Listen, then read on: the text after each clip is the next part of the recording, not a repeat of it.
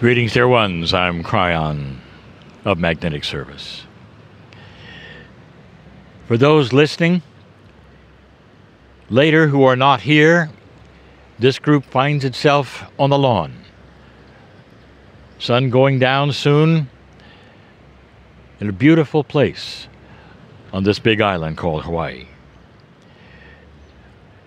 Dear ones, I wish to speak to the group right now and tell you a story. You've only been together for a few days, and yet there is a kind of sense of bonding already, of caring about one another. And it happens because there is now a coherence in the consciousness between you. You've come from all over the world, many different ages, and yet you have an appreciation for each one. The story I want to tell you is this. You've actually gone through several of the lessons that I have given to my partner about that which was taught in this place called Lemuria. The story I wish to tell you is that which happened in 2017 in this very area, that which is this side of the island, the big island, at about this time of year, when I gave my partner a detailed description of what was taught here, how it was taught, and what the attributes and the details were. This was the place where humanity started the template of sacredness. Some would say it was the Garden of Eden in the mythology you have of Adam and Eve.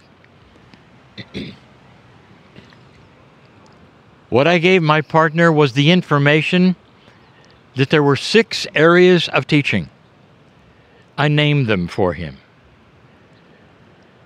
I made it easy. I put it on the image of a wheel. Then of the 6 areas that I gave him, I told him there were 6 studies in each area. It became more complex. Half of the studies were for children, half for adults. And I told him to teach it. I told him it's going to be the instructions for life someday. When others discover what was there and the core essence, it's going to cover all of the aspects of a human's relation to the earth, to the Creator, and to each other. Instructions for life, instructions for behavior, instructions for love. My partner did not know what to do with that information. Of course, he said, let's do a book. It didn't work. The book would be too large. Because I started giving him more and more details. He tried to teach it in a conference or two. It didn't work. For it had to be taught like the children and the young adults were taught here. It had to be storytelling, so that they would remember it and so they would use it. And so he has developed the class and barely finished even today. And it has taken 47 lessons. Even at that, it's not complete. But what I wanted to tell you is about one of the lessons, just one. The students gathered together on a lawn much like this and were asked to stand and go to another area that was dirt. They were told to stand a certain distance apart.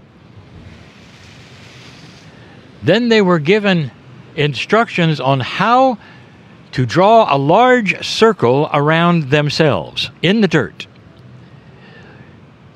But as each student tried to draw that circle in the dirt, they realized that it intersected the circle of the one next to them.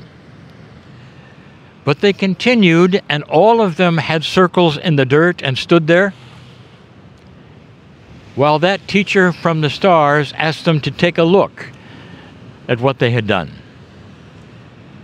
And she began a profound teaching about human beings and each other and their effect, their conscious field, and how big it might be. And she started asking them to count the number of times the circle intersected with another circle in all of the student group. It didn't take long for them to realize that the counting wasn't what she was after as the instructor.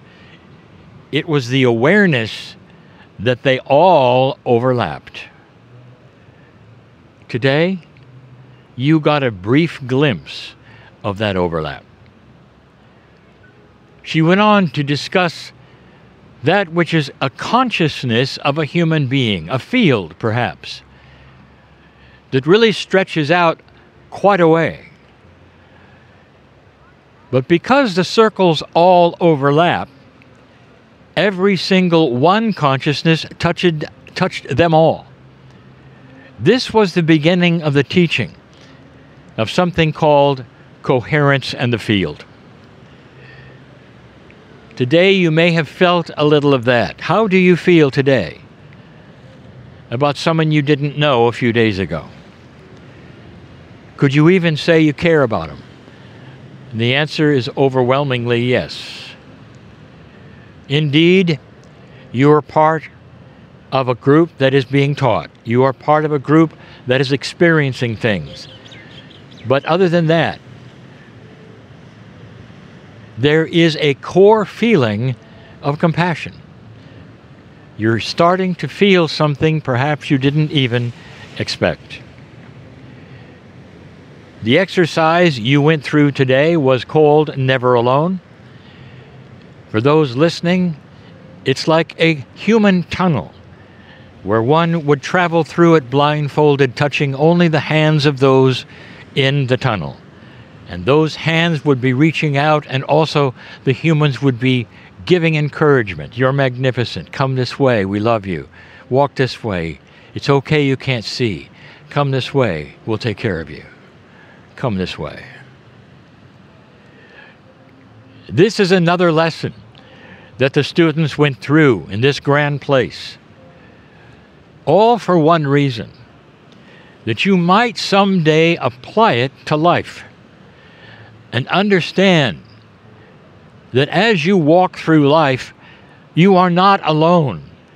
Not just humans not being alone. You have an angelic force with you.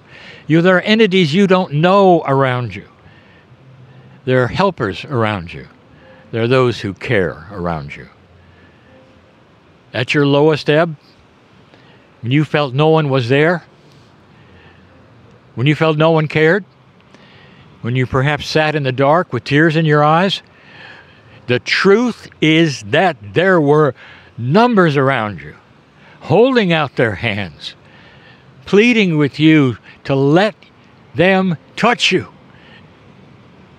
And you didn't. Perhaps all of you can relate to that time. But now you know better. This is the way of it. If you ever find yourself there again, I want you to stand and reach out your hand and say, touch me and show me where you are and what to do next. And then stand back, because that's when you're overwhelmed with the love of Spirit and those around you who are designed to be here with you. You set this up before you got here, that there would be helpers for you, walk you through life if you allowed it. That's the free choice, dear ones. That's another lesson that those from the stars taught every student, that they could take the sacred information and throw it away if they wanted to when they were done. Free choice. I challenge each of you never to be alone. Anyone listening to this after the fact, I challenge you to understand that the system of God is for you never to be alone, ever, as you walk this which you call human life. From the moment the first breath till the moment the last breath, you're never alone. I'm crying in love with humanity, and for good reason. And so it is.